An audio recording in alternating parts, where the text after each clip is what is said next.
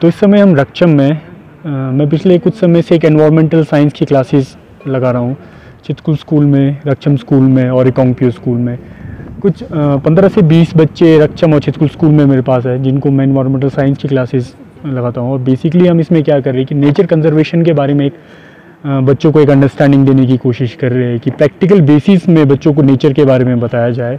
सम theoretical classes भी हम कोशिश करते करने की, और मेजॉरिटी हम कोशिश करते प्रैक्टिकल क्लासेस हो, जिसमें नंबर ऑफ टाइम्स हमने नेचर वॉक एक बहुत प्योर एग्जांपल है जब हमने रक्षम और चितकुल स्कूल में किया। रिसेंटली अभी हम रिकांगपिओ स्कूल में भी नेचर वॉक को कंडक्ट करके आए हैं। आज हमारे साथ अंबुज और जसवंत है, जिसमें जसवंत आर्ट करवा रहे बच्चों को।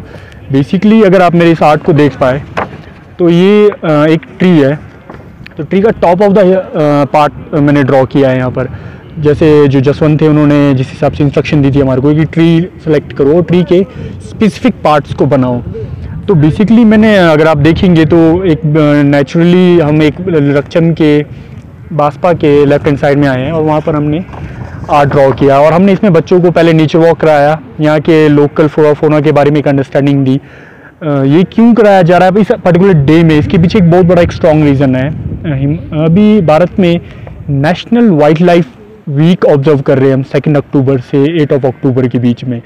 तो हमने सोचा था कि कुछ ऐसी एक्टिविटी कराया जाए, समथिंग वेरी जो इससे पहले नॉट सो वेरी कॉमन थी किन्नौर के लिए। ये हमारे लिए भी एक पायलट प्रोजेक्ट की तरह है जो हम बच्चों को एक्टिविटी कराए, पायलट प्रोजेक्ट की तरह हम बच्चों को यहाँ पर एक्टिविटी कराए। तो आज ये पहला दिन है वाइल्ड लाइफ वीक का जिसमें हम फॉरेस्ट लैंड में आए हैं और बच्चों को एक्टिविटी करा रहे हैं। इससे पहले जो हमारा नेचर वॉक था, नेचर वॉक में हमने बच्चों को डिफरेंट स्पीसीज़ के बारे में इंट्रोड्यूस कराया, जो यहाँ के लोकल फ्लोरा है, फौना है। स्पेशली जो मेन सेंटर ऑफ अट्रैक्शन रहा हमारा इस सेशन नेचर वॉक का, that was sea buckthorn. Because जैसे हम जानते हैं Himalaya full of medicinal plant से भरा हुआ है, तो Raksham is also very famous for that sea buckthorn जो यहाँ पर होता है। तो हमने बच्चों को सेशन कराया जिसमें बच्चों को हमने सी बकथॉर्न के बारे में एक अंडरस्टैंडिंग दी और बच्चों को सी बकथॉर्न टेस्ट भी कराया। तो बहुत हिलेरियस रिएक्शंस हमें बच्चों को देखने को मिले और बहुत इंटरेस्टिंग भी थे कि अगर हम क्लास में कराते तो शायद मैं चाहकर भी बच्चों को या कोई और भी बच्चों को उस सी बकथॉर्न के टेस्ट को नहीं बता पाता। जब हमने उसको प्रैक्टिकली क्लास में कराया तो हमने नेचुरली देखा कि सी बकथॉर्न को टेस्ट करने पे वो महसूस कैसा होता है। जब मैंने उसको टेस्ट किया तो मेरे लिए भी वो बहुत खट्टा सा और बहुत मतलब ईजीली खाने लायक कंडीशन में नहीं था। पर जब हमने बच्चों से बात किया तो बच्चों ने हमें बताया कि कोई उसे बताता है कि दिल की बीमारी के लिए यूज़ किया जा रहा है, या कोई उसे बता रहा है कि पेट दर्द के लिए यूज़ किया जा रहा है। तो इस तरह की नॉर्मल अंडरस्टैंडिंग जो इंडिजीनियस नॉलेज है वो हमारे पास है। हम कोशिश कर रहे हैं इस 1 साल के सेशन के अंदर मेडिसिनल प्लांट्स पे भी फोकस किया जाए, एक छोटी सी चिल्ड्रंस बुक बनाया जाए जिसमें मेडिसिनल प्लांट्स, फ्लोरोफोना के बारे में टोटली फोकस हो। इस मूवमेंट में हम रक्षम के बासपा के लेफ्ट हैंड बैंक में, जिसमें कुछ ऐसे माइग्रेटेड बर्ड्स है। अगर हमारे पास माइग्रेटेड बर्ड्स के तौर पे इस पर्टिकुलर मूवमेंट पे वाइट विगल टेल बर्ड है जो बहुत हिलेरियसली मूव करता है, वो नेक को आगे करेगा, पुश करेगा। तो हमने कोशिश किया कि बच्चों को भी करके दिखाए कि एक्चुअल में बर्ड दिखता कैसा है। ये माइग्रेटरी बर्ड्स है, अफ्रीका से माइग्रेट करके इस समय चितकुल, रक्षम और सांगला और किन्नौर के कई डिफरेंट बागों में अवेलेबल है। इस सेशन को हम कंडक्ट करेंगे 8 तारीख को। दोबारा हम कोशिश करेंगे रक्षम स्कूल और चितकुल स्कूल को दोबारा कनेक्ट करें। अनफॉर्चुनेटली रिकांगपिओ स्कूल को हम अभी कनेक्ट करने की पोजीशन में नहीं है, पर we are trying to do something with Reckong Peo school to.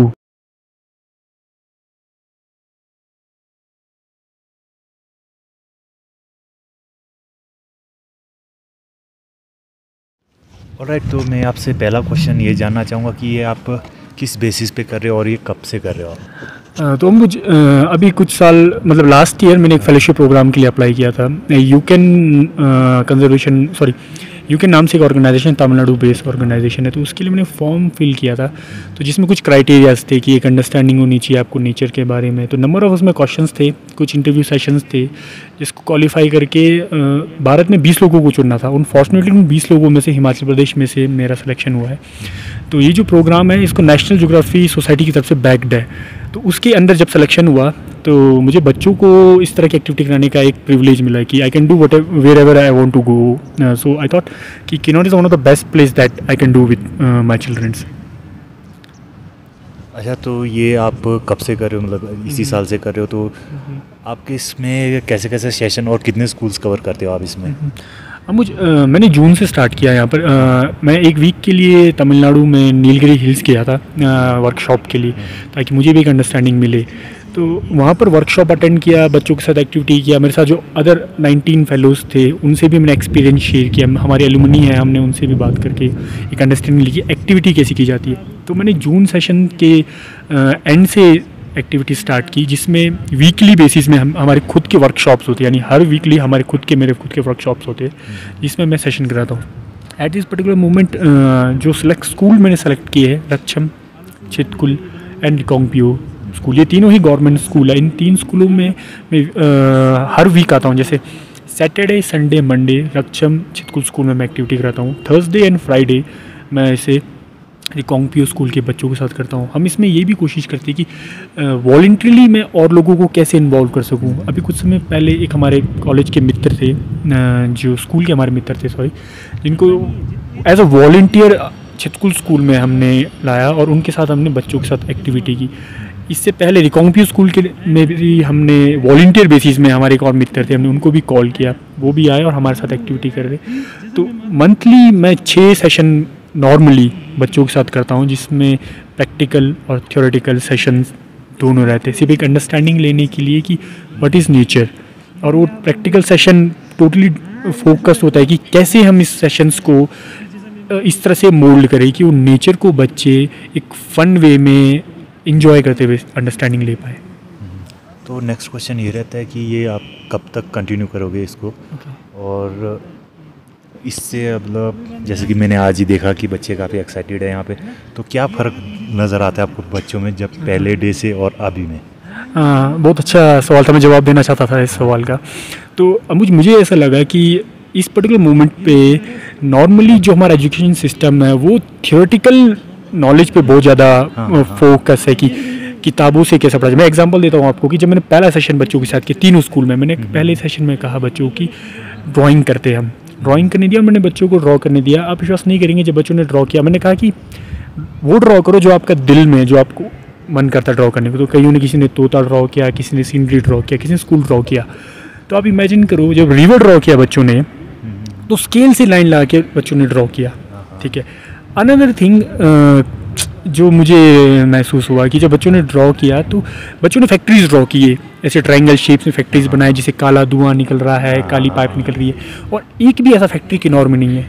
तो बच्चों के दिमाग में वो चीज़ कहाँ से आया, ये ड्रॉ करना चाहिए। एक्चुअली वो चीज़ें मुझे, जब मैंने उनकी बुक्स को देखा तो उनकी बुक्स से बच्चों ने ड्रॉ किया। तो उसी दिन पहले ही सेशन के अगले राउंड में मैंने क्या किया कि अब हम जो ड्राइंग करेंगे, हम वो ड्रॉ करेंगे जो आप प्रैक्टिकली बाहर जाके देखोगे। मैंने कहा कि 5 मिनट का टाइम है, आप क्लासरूम से बाहर जाओ, ग्राउंड्स में देखो और ऑब्जर्व करो आपके आसपास क्या है।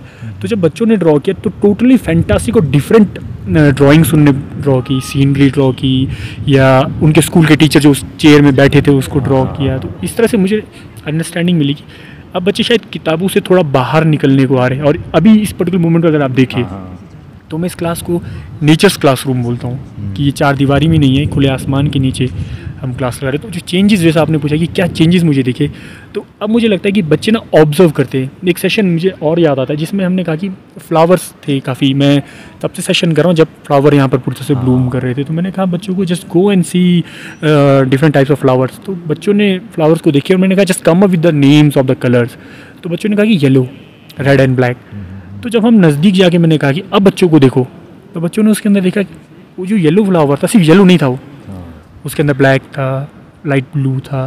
तो ऑब्जर्व करना, अगर मैं इस अकेले जगह में बैठा हूँ, अगर कोई देखे तो सिर्फ लोगों को एक सीनरी दिखाई देगा, फिर जगह हम बैठे हैं तो इसमें घास है, लकड़ी है, पत्थर है, धूप है, number of things. Main focus है कि हम कैसे ऑब्जर्व करें चीज़ों को। मतलब ये मेरे को चेंजेस दिख रहा है। अब कब तक करना चाहूँगा, लाइफ टाइम करना चाहूँगा, पर इस पर्टिकुलर मूवमेंट में तो फेलोशिप प्रोग्राम के लिए तो 1 साल के लिए कर सकूँ as a pilot project.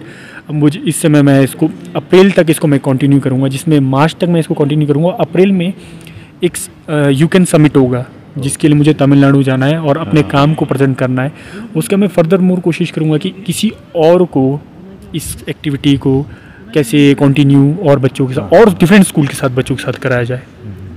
Okay, तो आज के लिए इतना ही है, तो बेस्ट ऑफ लक आपके। Thank you so much Future Ambuj, के थैंक यू लिए। For coming.